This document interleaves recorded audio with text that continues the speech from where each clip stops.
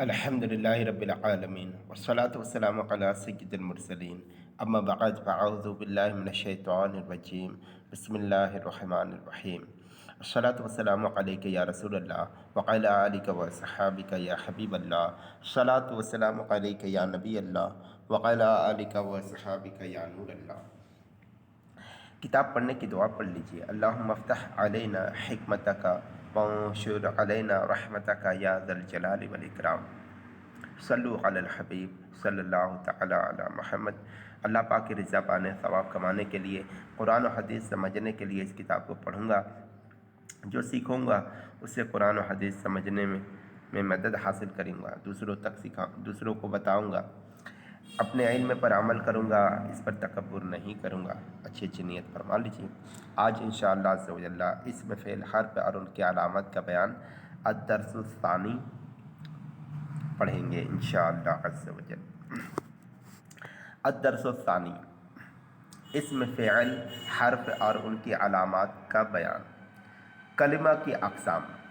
کلمہ کی 3 قسمیں ہیں۔ نمبر 1، اسم، فعل اور حرف۔ جو کلمہ اکیلا اپنا معنی ظاہر کرے اور اس میں کوئی زمانہ نہ پایا جائے اسے اسم کہتے ہیں، جیسے قلم اور بھی مثالیں، کتاب، رجل۔ تو اس کو سمجھنے کے لیے دوسرے کی مدد کی ضرورت، دوسرے الفاظ کی مدد کی ضرورت نہیں پڑتی، وہ اپنا اکیلا معنی سے ہی پتہ چل جاتا ہے کہ یہ چیز ہے۔ جیسے قلم، تو پتہ چل گیا قلم ہے، اب دوسرے الفاظ کی ضرورت نہیں۔ اور جو کلمہ اکیلا اپنا معنی ظاہر کرے اور اس میں کوئی زمانہ بھی ہو، زمانہ بھی پایا جائے، اسے فعل کہتے ہیں۔ جیسے سارا، اس نے سیر کیا، یسیر، وہ سیر کرتا ہے یا کرے گا۔ تو بولنے کے بعد جب اس کا ترجمہ دیکھتے ہیں تو اس میں کچھ نہ کچھ معنی ہے، اور وہ معنی زمانے کے ساتھ ملا ہوا ہے کہ وہ سیر کرے گا، یعنی کچھ دیر بعد یا 1 سال بعد یا 2 دن بعد۔ سارا، اس نے سیر کیا، یعنی وہ کام گزر چکا ہے کسی وقت میں۔ تو پتہ چلا کہ جو کلمہ اکیلا اپنا معنی ظاہر کرے اور اس میں کوئی زمانہ بھی پایا جائے تو اسے فعل کہتے ہیں عربی زبان پہ، نحو کی اصطلاحات میں۔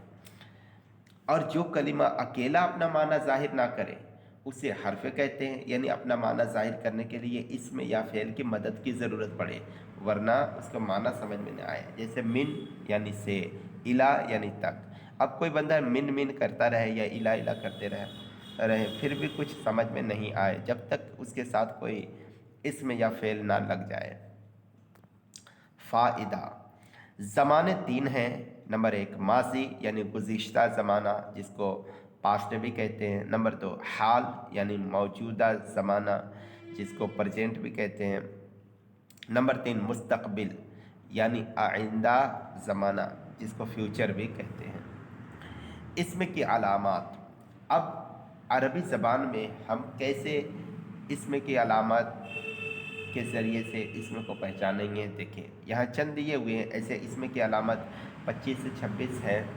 آپ ان کے حاشیے میں یا کسی باکس میں بنا ہوا ہے اسی کتاب میں، آپ وہاں سے ملاحظہ فرما لیں گے۔ تو اسم کی علامت کیسے عربی زبان میں پہچانیں گے کہ یہ اسم ہے؟ تو دیکھیے یہاں 5 علامتیں دی ہوئی ہیں اور تمرین اسی کے مطابق حل ہوگی۔ نمبر 1، الف لام کا ہونا، یعنی کوئی بھی عربی الفاظ ہو اس میں الف لام لگا ہو تو سمجھ لیجئے گا یہ اسم ہے۔ نمبر 2، حرف جر کا ہونا۔ حرف جر ٹوٹل 17 ہے، تو ان 17 میں سے کوئی ایک بھی کسی عربی الفاظ میں لگ جائے، کسی عربی کلمہ میں لگ جائے شروع میں، تو سمجھ جائیے گا کہ حرف جر کے بعد جو اسم ہے وہ اسم ہے، وہ کلمہ اسم ہے۔ جیسے فی الدارین یعنی گھر میں۔ نمبر 3، جر کا ہونا۔ جر یعنی کسی بھی عربی الفاظ کا زیر ہونا، یعنی اس کے آخری حرف میں 1 زیر یا 2 زیر ہوگا تو سمجھ جائیے گا یہ اسم ہے۔ جیسے ولد زیدن، تو زیدن کے نیچے دال کے نیچے 2 زیر ہے، سمجھ گئے کہ یہ اسم ہے۔ نمبر 4، تنوین کا ہونا۔ رجل، لام کے آخر میں تنوین ہے، یعنی 2 زبر 2 زیر 2 پیش کو تنوین کہتے ہیں۔ تو عربی الفاظ کے کسی بھی کلمہ کے آخر میں اگر ہم تنوین دکھ جائے تو وہ اسم میں رکھیں گے۔ नंबर 5 गोलता का होना। अरबी अल्फाज के आखिर में अगर गोलता दिख जाए तो वो भी क्या कहलाएगा, इसमें कहलाएगा, यानी उस अल्फाज को इसमें में रखेंगे गोलता। जैसे कुर्रसातुन। तंबीह, तंबीह यानी कोई अहम बात। अलिफ लाम और तनवीन एक इसम में जमा नहीं हो सकते, ये भी याद रखें। कोई भी अरबी अल्फाज है, अगर शुरू में अलिफ लाम लग गया तो अब आखिर में उसके तनवीन नहीं आएंगे। दो ज़बर दो ज़ेर दो पेश में से कोई नहीं आएगा, बल्कि एक ज़बर एक ज़ेर या एक पेश आएगा। तो अलिफ लाम और तनवीन एक साथ जमा नहीं हो सकते। फ़ेल की अलामात। फ़ेल की अलामत क्या है, एक ता तीन, यानी तीन अलामत एक साथ दिए जा रहे हैं, इसीलिए एक ता तीन लिखे हैं। क़द, सीन या सौफ़ा।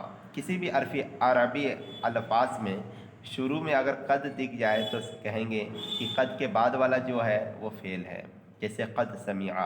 उसी तरह सीन, किसी भी अरबी अल्फाज के शुरू में सीन आए और उसके बाद में जो अल्फाज आए, जो कलिमा आए, वो फ़ेल होता है, जैसे सयाअलमून। सयाअलमून तो सीन शुरू में आया, उसके बाद याअलमू है तो याअलमू ये क्या हो गया, फ़ेल हो गया। उसी तरह सौफ़ा, सौफ़ा याअलमून, किसी भी अरबी अल्फाज के शुरू में सौफ़ा रहे तो समझ लीजिएगा ये फ़ेल है, यानी याअलमूना ये फ़ेल है। इसी तरह से यक़ूलू, आप भी बहुत सारी मिसालें ढूंढ सकते हैं, कुरान और हदीस में देखने मिल सकता है। 4 ता 7 यानी 4 5 6 7 ये तमाम निशानियाँ अलामतें एक साथ दिए जाएंगी। मासी, मुज़ारे अम्र नहीं, ये भी फ़ेल की अलामत है। मासी जैसे ज़हबा, मुज़ारे यानी यज़हबु, अम्र यानी इज़हब, और नहीं जैसे ला तज़हब। ये याद रखिए, माजी पहचानना इस तरह से होगा कि तीनों अल्फाज में हरकत होंगे, ज़बर ज़ेर पेश, यानी तीनों हरफ में कोई साकिन ना होगा, समझ जाइएगा कि वो माजी है। मुज़ारे शुरू में किसी भी अरबी अल्फाज के शुरू में उसमें 4 हरफ में से कोई एक आ जाए, अलिफ, नून या ता, इनमें से कोई भी आ जाए तो समझ जाइएगा कि वो फ़ेल है। जैसे यज़हबू, या शुरू में तो समझ गए ये फ़ेल है। इज़हब फ़ेल अम्र है। ये फ़ेल अम्र को पहचानने का तरीका ये है कि आखिर का हर्फ, आखिरी हर्फ क्या होगा, साकिन होगा। इज़हब बा साकिन है तो पता चला ये अम्र है, अम्र यानी फ़ेल है।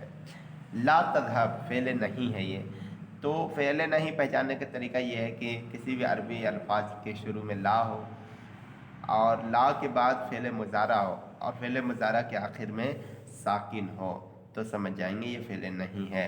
ला तज़हब, ला तज़हब, तो ये फ़ेल की अलामतें हुई। अब हर्फ की अलामत। इसमें और फ़ेल की कोई अलामत ना होना हर्फ की अलामत है, यानी ना ही उस अल्फाज में, उस लफ्ज़ में इसमें की कोई अलामत दिखेगी और ना ही फ़ेल की अलामत, तो समझ जाइए ये हर्फ है, जैसे मिन, फ़ी वगैरह।